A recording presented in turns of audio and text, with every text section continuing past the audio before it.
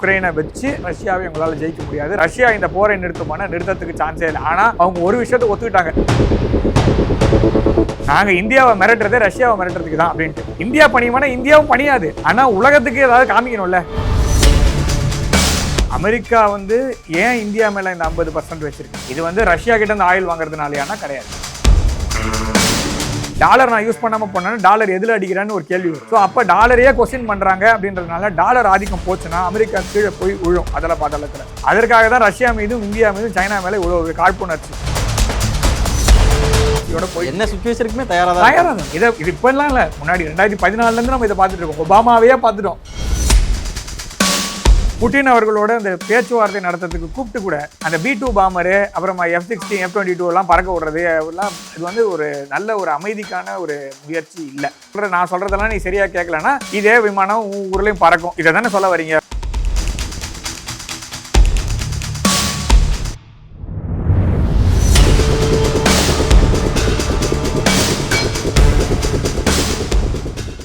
பேசு தமிழா பேசு நேயர்களுக்கு வணக்கம். இன்று நம்முடன் இணைந்திருக்கும் சிறப்பு விருந்தினர் புவிசார் அரசியல் ஆய்வாளர் திரு கணேஷ்குமார் அவர்கள். வணக்கம் சார். வணக்கம் சார். ஓகே, அலாஸ்கால நடந்த ஒரு பேச்சுவார்த்தை, அதுக்கப்புறம் அந்த பேச்சுவார்த்தை கூட சரியா எட்டப்படலைன்னு ட்ரம்ப் அவர்களே அந்த பேச்சுவார்த்தை முடிஞ்சதுக்கப்புறம் ஒரு பிரஸ் மீட்ல சொல்றாரு. எப்படி இதனுடைய அந்த போக்கு அப்படிங்கிறது எதை நோக்கி போகுது? அதாவது ட்ரம்ப் அவர்கள் ஒரு பேச்சுவார்த்தை நடத்தணும்னு கூப்பிடுறாரு. அதை கூப்பிட்டதுக்கு புட்டின் அவர்கள் அதுக்கு ஒத்துக்கிட்டு அதாவது அமெரிக்காவுக்கும் ரஷ்யாவுக்கும் நடுவில் இருக்கிற பகுதியில் பக்கத்தில் அலாஸ்கா ரெண்டு பேருக்குமே காமன். ஏன்னா முன்னாடி ரஷ்யாவுடைய ஒருங்கிணைந்த பகுதியாக இருந்தது. அதுக்கப்புறம் ரஷ்யாவிலேருந்து அமெரிக்காவுக்கு கைமாற்றப்பட்டது தான் அலாஸ்கா. அதில் ஆங்கரேஜில் ஒரு பேச்சுவார்த்தை நடத்துறதுக்கு ஒத்துக்கிட்டார். முதல்ல அந்த ஒத்துக்கிறதே ஒரு விதத்தில் ஒரு வெற்றி தான். அதாவது நான் என்ன சொல்கிறேன்னா, இதுக்கு முன்னாடி இருந்த பைடன் அட்மினிஸ்ட்ரேஷனோட பேச்சுவார்த்தையே கிடையாது. அதாவது ஒன்றுமே இல்லை அப்படின்ற மாதிரி இருந்ததுலேருந்து முதல் கட்டமாக ஒரு நகர்வாக பார்த்தீங்கன்னா டொனால்ட் ட்ரம்ப்போடைய ஒரு வெற்றி அப்படின்னு எடுத்துக்கலாம். அதாவது நோபல் பரிசு அளவுக்குலாம் நான் சொல்லலை, ஆனால் ஒரு வெற்றி அப்படிங்கிறது பார்த்தீங்கன்னா அட்லீஸ்ட் ஒரு ஸ்டெப்பாக எடுத்து வைக்கிறார். அதாவது உக்ரைனுக்கும் ரஷ்யாவுக்குமான ஒரு அமைதி பேச்சுவார்த்தை வரணும் அப்படின்ற ஒரு எண்ணம் இருக்குது. அது பேச்சளவில் இல்லாமல் செயலளவில் எடுத்து காமிக்கணும் அப்படின்ற ஒரு மூவ் எடுத்திருக்காரு. அதுக்கு நான் கண்டிப்பாக ட்ரம்ப் அவர்களை பாராட்டுறேன். இந்த பேச்சுவார்த்தைக்கு முன்னாடியே ட்ரம்ப் அவர்கள் என்ன குறிப்பிட்டிருந்தாருன்னா, இந்த பேச்சுவார்த்தை சரியான ஒரு முடிவை எட்டப்படலை அப்படின்னா இந்தியா மேலே இன்னும் கூடுதலான வரி விதிப்பேன் அப்படிங்கிற ஒரு விஷயத்தை குறிப்பிட்டிருக்காரு. ஸோ எதுக்கு இவ்வளோ அக்ரஷன் காட்டணும்? இந்தியா மீது ஏன் அவ்வளோ இதுன்னா, ரஷ்யா எட்டப்பட்டிருந்தாலும் இது அப்படியே தான் இருந்திருக்கும். எனக்கு என்னை பொறுத்த வரைக்கும் நான் அதில் மாறுபடுறேன். அதாவது ட்ரம்ப் அவர்கள் ஒரு வார்த்தை சொல்கிறார் அப்படின்னா அதை நம்மளால் அதை 100% நம்ம நம்பணும்னு அவசியம் இல்லை. ஏன்னா இது வரைக்கும் அவர் சொன்ன எதுவுமே ஒரு கரெக்டாக செய்யவே இல்லை. செகண்ட் டேர்மில் வந்ததுக்கு அப்புறமா ஸோ அவர் செய்கிறது ஒன்று, சொல்கிறது ஒன்று, காலையில் ஒன்று, மத்தியானம் ஒன்று, சாயங்காலம் ஒன்று பேசுகிறார். அப்படி இருக்கும்போது இந்தியாவோட அமைதி எட்டப்படணும் அப்படிங்கிறது அமெரிக்காவில் ட்ரேடு வார்ன்னு போயிட்டு இருக்கு. அது பேச்சுவார்த்தை ஒரு மாதிரி போயிட்டு இருக்கு. அதாவது ரெண்டு பக்கமும் ஹீட்டட் ஆர்கியூமெண்ட் இருக்கு. இந்தியா எதுவுமே வாயை திறக்க மாட்டேன்றேன் அப்படின்னு சொல்றது தான் இருக்கு. இது சப்போஸ் அமைதி அங்கே எட்டப்பட்டிருந்தாலும், நான் சொல்றது உக்ரைன் ரஷ்யாவில் உக்ரைன் கேட்கறது எல்லாத்தையும் ரஷ்யா ஒத்துக்கிட்டு ரஷ்யா ஓகே அப்படின்னு இறங்கி இருந்தாலும் அமெரிக்கா இந்த 50% விதிப்புல இருந்து பின்வாங்க போவது இல்லை. இது அமெரிக்காவோட ஸ்டாண்டுனா பின்வாங்க மாட்டாங்க, கண்டிப்பா மாட்டாங்க. மோஸ்ட்லி 99% மாட்டாங்க. ஏன் மாட்டாங்க அப்படின்னா, அமெரிக்கா ஏன் இந்தியா மேல இந்த 50% வச்சிருக்கு? இது ரஷ்யா கிட்ட இருந்து ஆயில் வாங்குறதுனாலயானா கிடையாது. ஓகே, வேற என்ன காரணம்? இந்தியா தன் சுயேட்சையா சுயாதீனமா நிறைய முடிவுகளை எடுக்குது.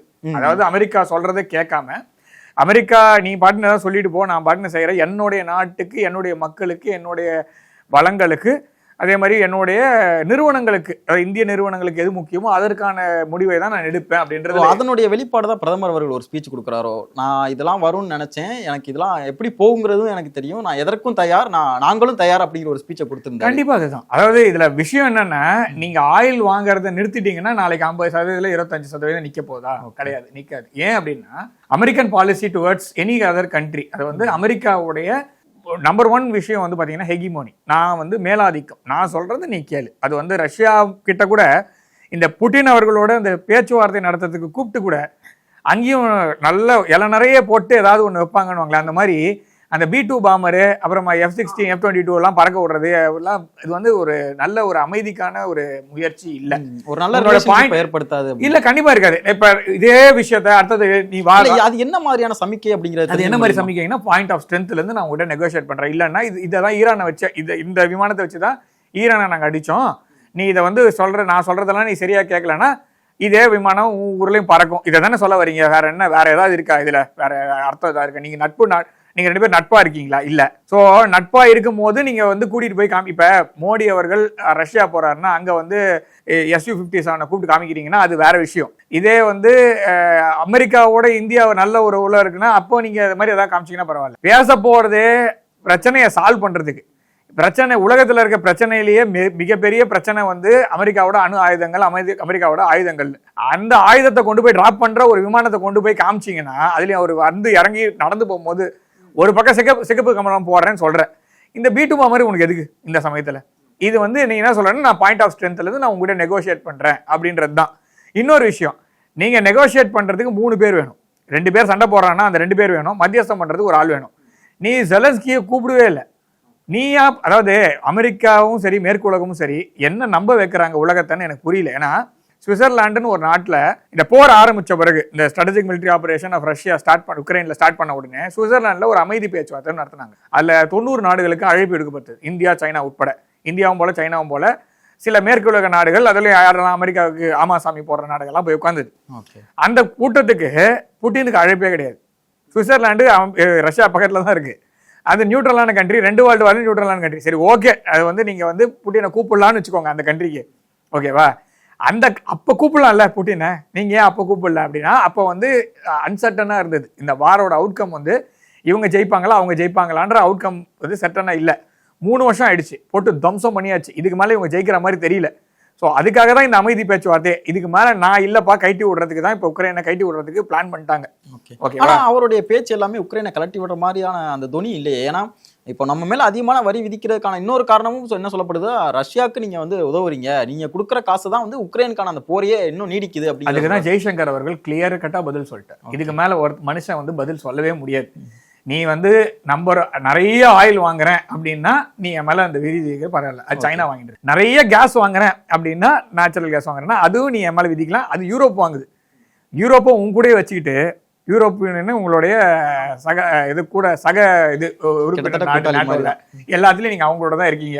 ஏன்னா அவங்களுக்கு ஃபாரின் பாலிசியே கிடையாது. பாவம், எல்லாமே அமெரிக்கா கிட்ட காவு கொடுத்துட்டு உட்காந்துருக்காங்க. நாட்டு மக்களையும் சேர்த்து ஐரோப்பிய ஒன்றிய மக்களுக்காக நம்ம வருத்தம் தான் போடணும். சரி, அப்படி வச்சுக்கோங்க. சரி, சைனா கிட்ட என்ன பண்ண முடியுதானா? சைனா கிட்ட உங்க பருப்பு ஆகாது. மிரட்டினா இது சைனா வந்து இது மிரட்டலுக்கு பண்ணியாது. இந்தியா பணியுமானா இந்தியாவும் பணியாது. ஆனா உலகத்துக்கு ஏதாவது காமிக்கணும்ல, ஏதோ மெசேஜ் சொல்ல வர்றாருன்னு, அதுக்காக இது மாதிரி பண்ணிட்டு இருக்காங்களே தவிர இந்தியா அதெல்லாம் கேட்க போறது கிடையாது. இங்க விஷயம் என்ன அப்படின்னா, நீங்க கேஸ் வாங்குறது ரஷ்யா கிட்ட இருந்து வாங்குறது, அதாவது நீங்க ஆயில் வாங்குறதை நிறுத்தினாலும், ஐரோப்பிய ஒன்றியம் கேஸ் வாங்குறதை நிறுத்தினாலும், சைனா ஆயில் கேஸ் வாங்குறதை நிறுத்தினாலும் இந்த போர் தொடர்தான் போகுது. இது வந்து அது சகோதர யுத்தம். அது வந்து சில விஷயத்துக்காக அந்த ஊர்ல நடக்குது. அதுக்கான விஷயம் நம்ம நிறைய தடவை பேசியிருக்கோம். அது நிக்கணும்னா அந்த விஷயத்த நீங்க சால்வ் பண்ணாம நீங்க உக்ரைனுக்கு ஆயுத சப்ளை பண்றது நிறுத்துங்க. முதல்ல நீங்க 20 நாடு சேர்ந்து உக்ரைனை போட போட போட நான் பாத்துக்கிறேன் உள்ள இறக்கி விட்டு எல்லாம் ஏணி வாங்க போறாங்க. இப்போ அதான் நடக்க போகுது. ஏன்னா யுக்ரைன்லயும் உங்களால் ஜெயிக்க முடியாது. அதாவது உக்ரைனை வச்சு ரஷ்யாவை உங்களால் ஜெயிக்க முடியாது. ரஷ்யாவோட எக்கானமி இப்ப நல்லாவே இருக்கு. அமெரிக்கன் எக்கானமி தான் இப்ப பிரச்சனையில இருக்கு. மேற்கு உலகத்தோட எக்கானமி பெரிய பிரச்சனையில இருக்கு. பைப்பு உடைக்கிறாங்க, நியூக்ளியர் பவர் பிளான்ட்ல போய் பாம்பு வைக்கிற, அதாவது ட்ரோன் அட்டாக் பண்றாங்க. அமைதி பேச்சுவார்த்தை நடத்துறதுக்கான எந்த ஒரு அறிகுறியோ அதற்கு நிக்கிற மாதிரி தெரியல. இப்படி இருக்கும்போது இந்தியா ஆயில் வாங்குறதையோ, இந்தியா வந்து ரஷ்யாவோட வர்த்தகத்தை நிறுத்தினாலோ ரஷ்யா இந்த போரை நிறுத்துமானா நிறுத்தத்துக்கு சான்ஸே இல்லை. ஆனா அவங்க ஒரு விஷயத்த ஒத்துக்கிட்டாங்க, நாங்க இந்தியாவை மிரட்டுறதே ரஷ்யாவை மிரட்டுறதுக்கு தான் அப்படின்ட்டு. இதுல இந்தியாவும் பயப்பட போறதில்ல, ரஷ்யாவும் பயப்பட போறதில்ல. இந்தியாவும் அமெரிக்கா சொல்றது கேட்க போறதில்ல, ரஷ்யாவும் அமெரிக்கா சொல்றது கேட்க போறதில்ல, சைனாவும் அமெரிக்கா சொல்றது கேட்க போறதில்ல. இந்த வாட்டி செபுத்தியா வாங்க போறது மேற்கு உலக நாடுகள். அது வாங்குறதுக்கு முக்கியமான காரணம் என்ன, ட்ரம்ப் அட்மினிஸ்ட்ரேஷனோட அந்த ஃபாரின் பாலிசி ஃபெயிலியர், பேரலிசிஸ் அதான் இருக்குமே தவிர வேற எதுவும் இருக்காது. இந்த ஆகஸ்ட் 27 வரைக்கும் ஒரு டெட்லைன் அப்படிங்கிற ஒரு விஷயத்தை ட்ரம்ப் அவர் சொல்லியிருந்தாரு. ஸோ இந்த ஆகஸ்ட் 27க்கு அப்புறம் என்ன நடக்கும் நீங்க நினைக்கிறீங்க? இரண்டாவதா இந்த குவிட் இந்தியா மூவ்மெண்ட் அப்படிங்கிற மாதிரிலாம் ட்விட்டர்ல ட்ரெண்ட் பண்றாங்க. ஸோ அமெரிக்காவை புறக்கணிக்க போறோம் அப்படிங்கிற மாதிரி எல்லாம் ட்ரெண்ட் பண்ணிட்டு இருக்காங்க. ஸோ இந்த மாதிரியான விஷயங்கள்லாம் எப்படி பார்க்குறீங்க? இதுல வந்து முதல்ல இது போஸ்ட்போன் ஆகும். இது பெருசா எஸ்கலேட் ஆகிறதுக்கு சான்ஸே இல்லை. கண்டிப்பா 50%ன்றது 25 ஆகி நான் பேசலாமான்னு கேட்பாங்க. இல்லைன்னா சைனாக்கு கொடுத்த மாதிரி 90 நாள் எக்ஸ்டென்ஷன் வரும். இது ரெண்டுமே சான்சஸ். அந்த ஒரு மொமெண்ட்டை கூட நமக்கு கொடுக்க மாட்டேங்கிறாங்களே. கிட்டத்தட்ட அவங்களுக்கு 90 நாள் அப்படிங்கிற ஒரு இதை கொடுக்குறாங்க. அதான் சொல்றேன், பண்ண முடியாது. ஏன்னா சைனா கிட்ட பண்ணாங்கன்னா சைனா வந்து இந்தியா மாதிரி, இப்ப நரேந்திர மோடி வந்து ஒரு ஸ்டேட்ஸ்மேன், ஒரு நல்ல ஒரு அரசியல் தலைவரை மிஞ்சிய ஒரு உலக ஒரு தலைவர் அந்த ஸ்தானத்துல இருக்காரு. அதனால அவர் வந்து கொஞ்சம் அந்த மாதிரி எடுத்தவங்க தான் முடிவு எடுக்க மாட்டார். சைனாவை பொறுத்த வரைக்கும் அது ரொம்ப கிளியர். ஏன்னா சைனாவோடைய ட்ரேட் வாரில் சைனா வின் பண்ணிட்டாங்க. சைனாவோட முடிவு வந்து நீ எப்படா இழந்திருப்ப அப்படின்ற, நீ எப்போ காலி ஆக அப்படின்றது தான் இருக்கு. இந்த கேமில் வந்து அவங்க வந்து ஆல்ரெடி வின் பண்ணிட்டாங்க. ஸோ முக்கியமான அடுத்த ஜெனரேஷனில் வரக்கூடிய எல்லா விதமான டெக்னாலஜி சைனா கிட்ட இருக்கு. இன்னும் அமெரிக்கா வந்து 1960-70 இருக்கிற மாதிரி நானும் பெரிய ஆள் சொல்லிட்டு இருக்கிறதுல எந்த ஒரு அர்த்தமும் கிடையாது. கிட்டத்தட்ட ரீசெண்டாக ஒரு ரிசர்ச் ஆர்டிகல் படிக்க முடிஞ்சது. அதில் வந்து 54 கிரிட்டிக்கல் ரிசர்ச்சஸ் அண்ட் டெக்னாலஜியில் வந்து பார்த்தீங்கன்னா சைனா தான் வந்து கிட்டத்தட்ட ஒரு 45க்கு மேலே இருக்கக்கூடிய இதில் வந்து விஷயத்தில் அவங்க தான் நம்பர் 1 இருக்காங்க. யூஎஸும் இந்தியாவும் 3rd, அந்த மாதிரி 2nd 3rdல இருக்காங்க. அதில் இந்தியா வந்து 1 2 தான் இருக்குது, யூஎஸ் வந்து 4ல் இருக்குது. இப்படி தான் இருக்குது. ஸோ இப்படி தான் அடுத்த ஜெனரேஷன் மூவ் ஆக போகுது. சைனா வந்து ஒரு 30 வருஷத்தில் உலகத்தோடைய டேபிளுக்கு மேலே போயிட்டாங்க. இதை ஒத்துக்கணும். இதை நம்மளும் சேர்ந்து தான் சொல்கிறேன். நம்ம இந்தியாவில் இருக்கவங்களுக்கும் சேர்த்து சைனா ப்ராடக்ட்லாம் வேஸ்ட்டு, சைனா ஃபோன் மாதிரி அப்படின்றதெல்லாம் கொஞ்சம் நாளைக்கு நிறுத்திட்டு நாமளும் ஆக்கப்பூர்வமாக ஏதாவது இந்த நரேட்டிவோ இல்லை ரீல்ஸ் போடுறதோ இல்லை நான் வந்து ஷார்ட்ஸ் போட்டு இதெல்லாம் நாம தான் ஜெயிச்சிட்டோம் அப்படின்றது வந்து ரொம்ப நாளைக்கு ஒரு அளவுக்கு போகும், ரொம்ப நாளைக்கு போக முடியாது. யூஎஸ்ஆல நம்மளை இப்போ வந்து ஆம்பியூஸ் பண்ண முடியாது. ஆனால் சைனா நினைச்சான்னா உலகத்தில் இருக்க என்னென்ன கண்ட்ரி வேணால் ஆம்பியூஸ் பண்ண முடியும். இதுதான் ஈக்குவேஷன். நாம் வந்து செமிகண்டக்டர்லேயும் சில கிரிட்டிக்கல் ரிசோர்ஸஸில் டெக்கில் நம்ம வந்து அடுத்த லெவல் நம்ம மூவ் பண்ணாமல் நாம் வந்து இதை எதுவும் கிளைம் பண்ண முடியாது. நீங்கள் வந்து ஏதாவது ஒரு பக்கம் சார்ந்து தான் இருக்கணும். உலகம் எல்லாரையும் சார்ந்து தான் இருக்க முடியும். அமெரிக்கா வந்து இந்தியாவை சாராமல் எந்த ஒரு பெரிய விஷயத்தையும் சாதிக்க முடியாது. சைனாவும் இந்தியாவை சாராமல் எந்த ஒரு பெரிய விஷயத்தையும் சாதிக்க முடியாது. அதே மாதிரி இந்தியாவும் ஒன்று சைனாவும் இல்லைன்னா அமெரிக்கா இல்லை ரஷ்யா எல்லாரோடையும் சேர்ந்து தான். இது வந்து குளோபலைசேஷன், இதுக்கு மேலே ரிவர்ஸ் பண்ண முடியாது. இன்னைக்கு வந்து நீங்கள் சொல்கிற அந்த குவிட் இந்தியா மூவ்மெண்ட்ன்றது வந்து ஒர்க் அவுட் ஆகாது. ஏன்னா நாம் வந்து பாயிண்ட் ஆஃப் நோ ரிட்டர்ன். நான் வந்து இந்தியாவுக்கும் சொல்கிறேன், அமெரிக்காவுக்கும் சொல்கிறேன், இப்போ இது என்ன சைனாவுக்குமே சொல்கிறேன். நான் திரும்பி போகிறேன் அப்படின்னு இப்போ போக முடியாது. இப்போ எல்லாமே கனெக்ட் ஆயிடுச்சு. ஓகேவா? ஸோ இப்போ குளோபலைசேஷன்லேருந்து டீகுளோபலைஸ் ஆகிறேன் அப்படின்னா எந்த ஒரு கண்ட்ரியாலையும் அந்த விஷயத்தை எடுக்க முடியாது. சப்ளை செயின் வந்து இப்போ அந்த அளவுக்கு பின்னி பிணைஞ்சிருக்கு. ஒவ்வொன்றும் ஒவ்வொரு நாட்டில் அந்த நம்ம பழைய படத்தில் வந்து மசால் வடை பற்றி ஒரு காமெடி ஒன்று வரும், அந்த மாதிரி தான் இப்போ. ஸோ அதனால் நீங்கள் திரும்பிலாம் போக முடியாது. அன்லஸ் அன்டில் நீங்கள் இப்போ ஆரம்பிச்சிங்கன்னா 30 வருஷம் கழிச்சு தான் போவீங்க. அந்த சமயத்தில் இந்த 30 வருஷம் நீங்கள் என்ன பண்ணுவீங்கன்ற ஒரு கேள்வி இருக்குது. சரி, குவிட் இந்தியான்னு சொல்கிறீங்கல்ல, ஒரே ஒரு விஷயம், ட்விட்டர் என்ன பண்ண போகிறீங்க? கூ அப்படின்னு ஒரு ஆப் இருந்தது இந்தியாவுக்கு, அது இப்போ போயிடுச்சு. இப்போ நம்ம பேச போகிற இந்த நேர்காணல் கூட எதில் வரும் அப்படின்னா அமெரிக்காவுடைய சார்புடைய ஒரு சோசியல் மீடியா, ஒரு சமூக வலைதளத்தில் தான் வரப்போகுது. ஓகேவா? நாம் யூஸ் பண்ணுறது எல்லாமே அமெரிக்கா சார்ந்த விஷயங்கள் தான். ஒரு கணினி ஒரு தொழில்நுட்பத்தில் கூட நம்மக்கிட்ட ஒரு ஆப்ரேட்டிங் சிஸ்டம் கிடையாது. இதை வந்து 75 வருடங்களுக்கு கழித்து ஒரு பிரதமர் வந்து நம்மளுக்குன்னு ஒரு ஆப்ரேட்டிங் சிஸ்டம் இல்லை, அதை வந்து ஆரம்பிங்கன்னு சொல்லி ஐஐடி மெட்ராஸில் பண்ணிட்டு இருக்காங்க. ஸோ மொபைலுக்கும் சரி கணினி துறைக்கும் சேர்த்து. ஸோ இந்த மாதிரி இருக்கும்போது நீங்கள் அடைய வேண்டிய தூரம் நிறைய இருக்குன்றீங்க. நிறைய இருக்கு. அதாவது ஒன்று வேணான்னா மொத்தமும் வேணான்னு சொல்ல முடியாது. அவங்களும் முடியாது, நம்மளும் முடியாது. அதை சொல்கிறேன். நான் வந்து அவங்க சொல்கிறதும் நடக்காதுன்னு தான் சொல்கிறேன். நம்மளும் இந்த மாதிரி நினச்சோன்னா முடியாது. ட்விட்டர்லேருந்து நாளைக்கு போயிடுவீங்களா எல்லாருமே? ட்விட்டரை யாரை கட்டிட்டு என்ன பண்ணுவீங்க நீங்கள்? ஸோ இப்போ டிக்டாக்ன்ற ஒரு விஷயத்தை பேன் பண்ண உடனே மோடிஜி எவ்வளோ திட்டினாங்க. எல்லாம் இவ்வளோ இருந்தது, ஃபாலோவர்ஸ் இருந்தாங்க, எல்லாம் போயிடுச்சு, கதர்னாங்களா இல்லையா? இப்போ அடுத்தது இப்போ நீங்கள் குவிட் இந்தியா நீங்கள் தான் ஆரம்பிக்கிறீங்க. சரி, ஓகேன்னு நம்ம வந்து அவன் பேன் பண்ணுறதுக்கு சான்சஸ் இருக்குது. நான் சொல்கிறேன், அமெரிக்காவே ஒரு சாங்ஷன்ஸ்னு போடுறான். அந்த கேள்வியை தான் நான் ரொம்ப நாளாக நான் வச்சுட்டு இருக்கிறது, சமூக வலைதளத்தில் வச்சுட்டு இருக்கிறது என்னன்னா, இதெல்லாம் போயிடுச்சுன்னா என்ன பண்ண போறீங்க? இதெல்லாம் தாண்டி ஒரு வாழ்க்கை இருக்குல்ல. ஸோ இந்தியாவை பொறுத்த வரைக்கும் மக்கள் உயிருக்கு ஒன்றும் பிரச்சனை இல்லை, அக்ரேரியன் சொசைட்டி, ஏதாவது சாப்பிட்டு பழிச்சுப்போம். ஆனால் இந்த கணினி துறையில் இருக்கிறவங்க எல்லாமே கணினி துறையில் தான் இருக்குது. இப்போ நம்ம புதுசாக கண்டுபிடிக்காத வரைக்கும், ஸோ இப்போ நாளைக்கு எதிர்ப்பு தெரிவிக்கணும்னா கூட ட்விட்டருக்கு தானே போக வேண்டியதாக இருக்குது. ஸோ அப்படி இருக்கும்போது அது அமெரிக்கன் டெக்னாலஜி தானே. ஸோ அதை நான் என்ன பண்ண முடியும்? இந்த கேள்வியெல்லாம் நம்ம வச்சுக்கிட்டு இது எல்லாத்துக்கும் ஆல்டர்னேட்டிவ் செஞ்சுட்டு அதே மாதிரி நான் வந்து மொத்தமும் வெளில போகிறதுக்கு நான் எதிர்ப்பு, நான் வந்து ஒத்துக்க அந்த ஐடியா எனக்கு கிடையாது. ஏன்னா நாம் திருப்பி சவுத் கொரியா மாதிரி நான் என்னோட நாட்டு பொருள் தான் வாங்குவேன்னு சொல்கிறது சரிப்பட்டு வராது. காம்படிஷன் இருக்கணும், மற்ற நாட்டோட பொருளும் இங்கே இருக்கணும், நம்ம நாட்டோட பொருளும் இருக்கணும். எது நல்லதுன்னு நான் பார்த்து நான் வாங்கிப்பேன். அப்படி இருந்தால் மாத்திரம்தான் இந்தியா தொழில்நுட்பம் மற்ற நாட்டுக்கு போகும். ஏன்னா அப்போ தான் வந்து அவன் வாங்குவான் நம்மளுது. ஸோ நான் வந்து மற்றவன் வந்து வாங்க மாட்டேன், நான் எந்தையே வாங்குவேன்னு சொல்லி உட்காந்துருந்தா நம்மளோட பொருள் வெளிநாட்டுக்கு போகாது. ஸோ சைனா இந்த 30 வருஷத்துக்கு வளர்ந்ததுக்கான காரணமே தன்னுடைய பொருளை எல்லா நாட்டிலையும் எதுவுமே சந்தைப்படுத்திட்டான். அதே விஷயத்த நம்மளும் பண்ணணும். இதை பண்ணாமல் நம்மளுக்கு எதுவும் சரிப்பட்டு வராது. ஸோ அப்போ நாம் இதை மூவ் பண்ணணும்னா நீங்கள் முதல்ல அடுத்தது ஆல்டர்னேட்டிவ் யோசிங்க. இப்போ இந்த லைட் இருக்குது, இந்த லைட் இருக்க வரைக்கும் எனக்கு பிரச்சனை இல்லை, இந்த லைட்டு நல்லா எரியிற வரைக்கும் நான் ஏன் மாற்றணுன்ற கேள்வி மக்கள்கிட்ட இருக்கும். நல்ல ஒரு இன்னொரு லைட்டு கொண்டு வாங்க, ஜனங்களே கைட்டி போட்டு வேற பல்பு மாட்டிட்டு போவாங்க. அவ்வளவுதான். இப்ப நடக்கிற எல்லா விஷயங்களை வச்சு நம்ம என்ன புரிஞ்சுக்கலாம் அப்படின்னா, நம்ம ஒரு தற்சார்பா அடையிறதோ இல்ல நம்ம ஒரு குளோபல் லெவல்ல வளர்றதையோ வந்து அமெரிக்கா விரும்பல அப்படிங்கறத எடுத்துக்கலாம். கண்டிப்பா எந்த நாடு தற்சார்பா போனாலும் மேற்கு உலகத்து நாடுகளுக்கு பிடிக்காது. அது நான் வந்து இந்த அமெரிக்கான்னு மாத்திரம் சொல்ல, கலெக்டிவ் வெஸ்ட்டுக்கு சொல்றேன். அது இந்தியாவா இருந்தாலும் சரி, சைனாவா இருந்தாலும் சரி, ரஷ்யாவா இருந்தாலும் சரி, இவங்களுக்கும் இந்த இஷ்யூ இருக்கு. பிரிக்ஸ் நாடுகள் இருக்கு, G20 நாடுகள்ல வளர்ந்த நாடுகளை தவிர மிச்ச எல்லா நாடுகளுக்கும், வளரும் நாடுகள், பின்தங்கிய நாடுகள் எல்லாத்துக்குமே தற்சார்புன்னு போனீங்கன்னா உங்களுக்கு கண்டிப்பா எதிர்பாருங்க, பெரிய எதிர்பாருங்கள். உங்களுக்கு கிடைக்க வேண்டியது கூட கிடைக்காம போகும். அந்த ஒரு காரணத்தினாலதான் பிரிக்ஸையும் ரொம்ப கடுமையா எதிர்க்கிறாரோ ட்ரம்ப் அவர்கள். பிரிக்ஸை எதிர்க்கிறதுக்கான காரணம் அவர் வந்து டாலர் போயிடும்னு பயப்படுறாரு.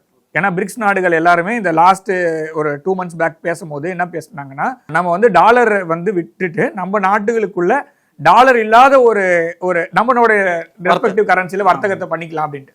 அப்படி பண்ணாங்கனாலே உலகத்தோடைய பெரும் பகுதி, அதாவது நான் சொல்ல 40% வர்த்தகம் வந்து இந்த பிரிக்ஸ் பிளஸ் நாடுகளில் வந்துருச்சு.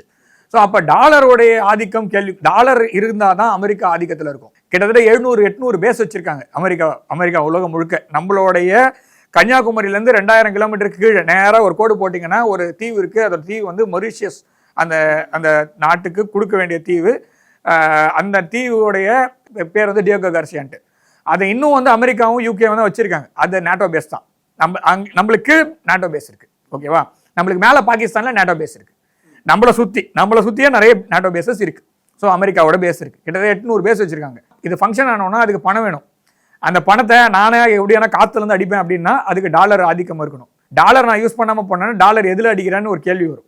ஸோ அப்போ டாலரையே கொஸ்டின் பண்ணுறாங்க அப்படின்றதுனால டாலர் ஆதிக்கம் போச்சுன்னா அமெரிக்கா கீழே போய் விழும் அதில் பாதாளத்தில். அதனால அந்த பயத்தினால தான் பிரிக்ஸுக்கு மேலே இவ்வளோ எதிர்ப்பு. அதற்காக தான் ரஷ்யா மீதும் இந்தியா மீதும் சைனா மேலே இவ்வளோ ஒரு காழ்ப்புணர்ச்சி.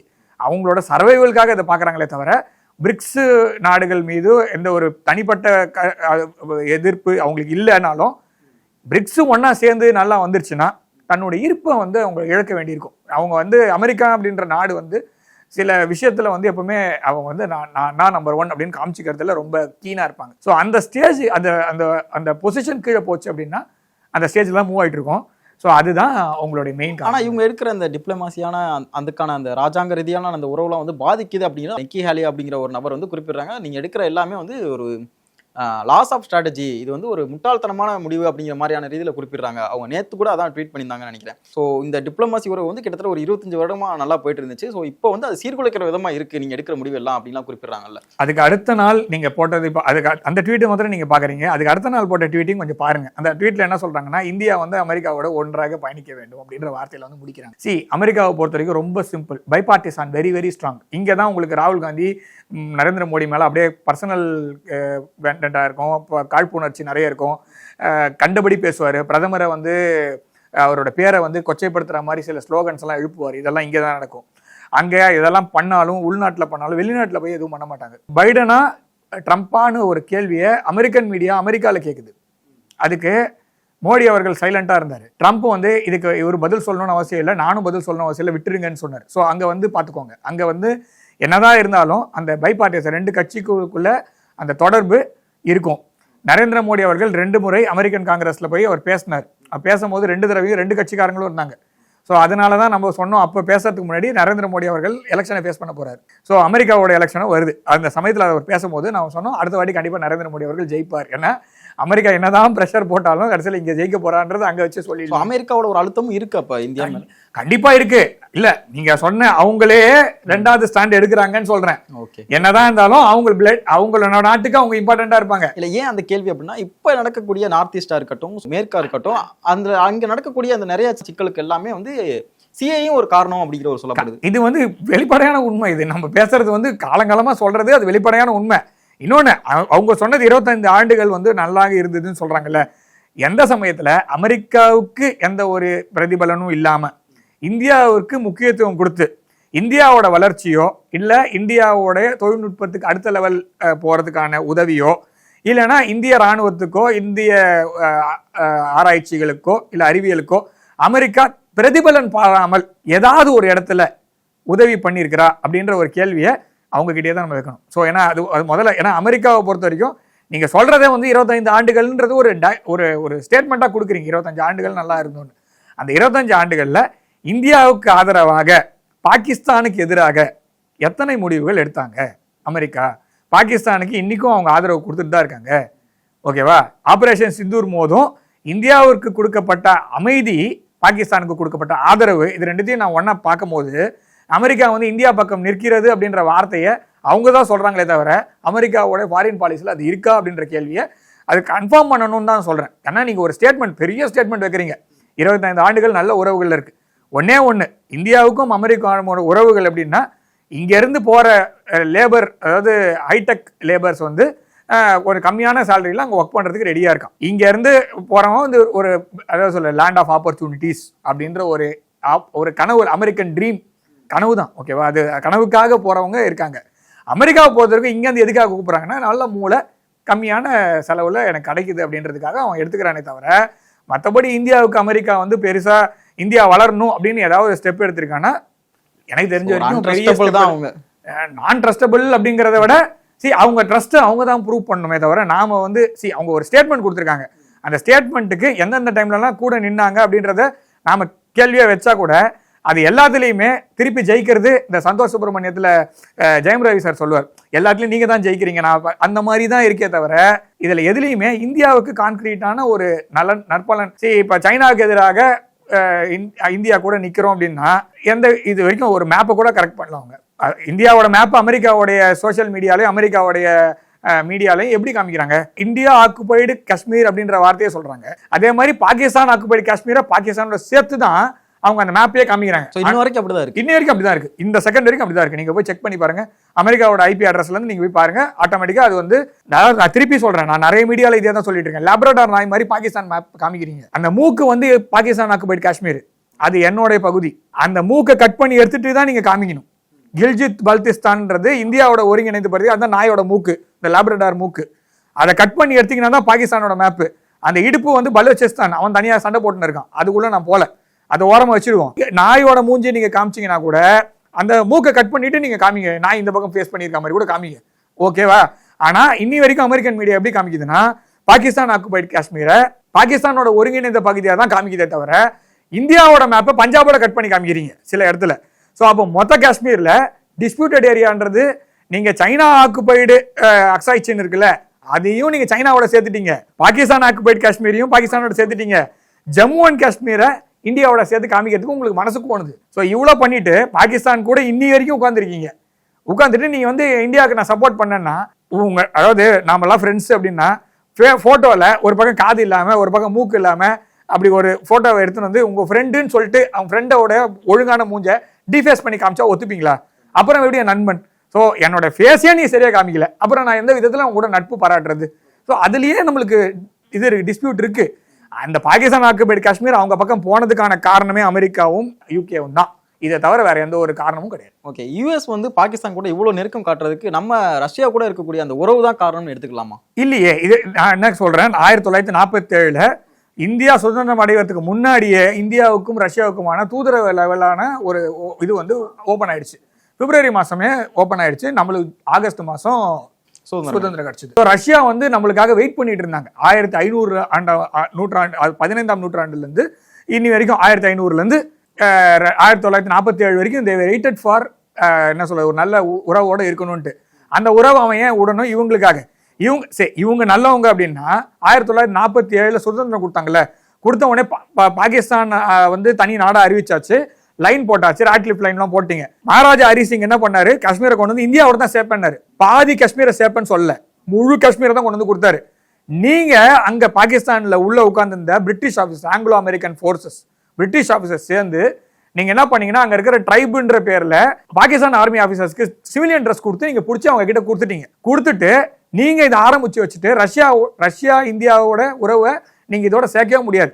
ஒரு நீங்க நியூட்ரலா இருந்திருந்தீங்கன்னா கூட பரவாயில்ல. நீங்க பாகிஸ்தானை பிரிச்சதுக்கு காரணமே இந்தியாவும் ரஷ்யாவும் ஒன்னு சேரக்கூடாதுன்னு தான். நீங்க 1936-37 இந்த பாகிஸ்தானோடைய உருவாக்கம் எதுக்காக அப்படின்னா, சோவியத் யூனியன் ஒருவேளை எக்ஸ்பாண்ட் பண்ணி வந்தாங்கன்னா, இந்தியாவோட பார்டர்ல சோவியத் யூனியன் வந்துச்சுன்னா இந்தியா வந்து சோவியத் யூனியனோட நல்ல ஒரு ரிலேஷன்ஷிப்ல வந்துடும். ஆப்கானிஸ்தான் சோவியத் யூனியனோட சேர்ற மாதிரி தான் வந்துச்சு. தஜிகிஸ்தான் சோவியத் யூனியன், நம்மளோட பார்டர் தஜிகிஸ்தானோட தான். கில்ஜித் பால்திஸ்தான் பாகிஸ்தான் ஆக்குபைடு காஷ்மீர். ஸோ தாண்டிங்கன்னா நேராக தஜிகிஸ்தான் போயிடும். அப்போ சோவியத் யூனியனோட நம்ம சேர்ந்துருப்போம் இல்லையா, நம்ம ஒரு நல்ல உறவுல இருந்திருப்போம், டேரக்டா லேண்ட் ரூட் இருந்திருக்கும். அதை கட் பண்றதுக்காக தான் இந்த பாகிஸ்தான் ஒரு தனி தேசத்தையே அவங்க உருவாக்குனாங்க. இந்த வெஸ்ட் தான் பண்ணாங்க. ரஷ்யா வந்து இப்ப நாம போய் அமெரிக்காவோட இன்னைக்கு இந்தியர்கள் எத்தனை பேர் அமெரிக்கால இருக்காங்க, எத்தனை பேர் ரஷ்யால இருக்காங்க? மொழி பிரச்சனை இருக்கு. ஏன்னா பிரிட்டிஷ் இம்பீரியலிசம்னால பல கெட்டது நடந்தது, சில நல்லது நடந்தது. இங்கிலீஷ் லாங்குவேஜ் வந்து ஃபாரின் லாங்குவேஜ், அதாவது இங்கிலீஷ் ஆஸ் அ கனெக்டிங் லாங்குவேஜ்ன்றது எல்லா நாடுகளும் நம்மளால பேச முடியுது. ரஷ்யன் லாங்குவேஜ் நம்ம பேசியிருந்தோம்னா நம்ம ரஷ்யாவோட தான் நிறைய உறவுகள் இன்னைக்கு இருந்திருப்போம் ஒருவேளை. ஸோ இப்போ பிரிட்டிஷ் இம்பீரியலிசம்ல இருந்து வெளில வரும்போது நம்மளோட ஆப்பர்ச்சுனிட்டி இங்கிலீஷ் நிறைய சான்சஸ் கிடைச்சது. இங்கிலீஷ் பேசுற காரணத்துக்காக வெஸ்டர்ன் கண்ட்ரிஸ் நம்மளை கூப்பிடுறான், அவ்வளவுதான்.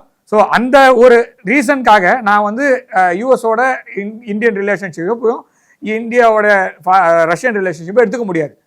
இவங்க வந்து சொன்னேன் $1 = 80 rupees ஆர் 87 rupees அப்படின்ற ஒரு ஈக்குவேஷனுக்காக தான் நம்ம ஒர்க் பண்ணிட்டு இருக்கோமே தவிர we are not அதாவது ரொம்ப உறவுகள் அப்படின்றது கிடையாது. ரஷ்யாவில் அப்படி கிடையாது. அது நேச்சுரலா வந்த ஒரு ஃப்ரெண்ட்ஷிப்பு. It was there. அதாவது 1948 இருந்து 49 இருந்து இன்னி வரைக்கும் அவங்க வந்து நம்மளுக்கான ஒரு வீட்டோவை வந்து அவங்க தான் வச்சிருக்காங்க. இது வரைக்கும் பாகிஸ்தானுடைய கார்கில் ஆபரேஷன் போது நிறுத்தினாங்கன்னு சொல்றாங்க. எதுக்காக நிறுத்தினாங்க? அவங்க கார்கில் ஆபரேஷன்ல பாகிஸ்தான் கூட தான் இவங்க இருந்தாங்க. ஜிபிஎஸ் கட் பண்ணி விட்டாங்க. இவங்க நம்மளுக்கு கொடுத்திருந்த ஜிபிஎஸ் கட் பண்ணி விட்டுட்டு ஏன்னா எஸ்கலேட் ஆயிடும் அப்படின்ட்டு. நண்பன் இந்த மாதிரி வேலையை பண்ண மாட்டான். அப்போலேருந்தே நம்மளோட ஒரு எதிராக தான் இருந்திருக்காங்க. இல்ல இது வரைக்கும் அதான் நான் ஒரே கேள்வி தான் கேட்கிறேன். இது வரைக்கும் அமெரிக்கா தன்னுடைய வெற்றிக்கோ தன்னுடைய ஆதாயத்துக்கோ இல்லாமல் வேற ஏதாவது நாட்டுக்கு, நான் இந்தியா கூட விட்டுருங்க, வேற ஏதாவது ஒரு நாட்டுக்கு உதவி செய்ததாக ஏதாவது ஒரு விஷயம் இருந்ததுன்னா எடுத்து பாருங்க. அமெரிக்காவை பொறுத்த வரைக்கும் ஒரே ஒரு பாலிசி தான், அமெரிக்காவுக்கு நண்பர்கள் கிடையாது, அமெரிக்காவுக்கு இன்ட்ரெஸ்ட் உண்டு.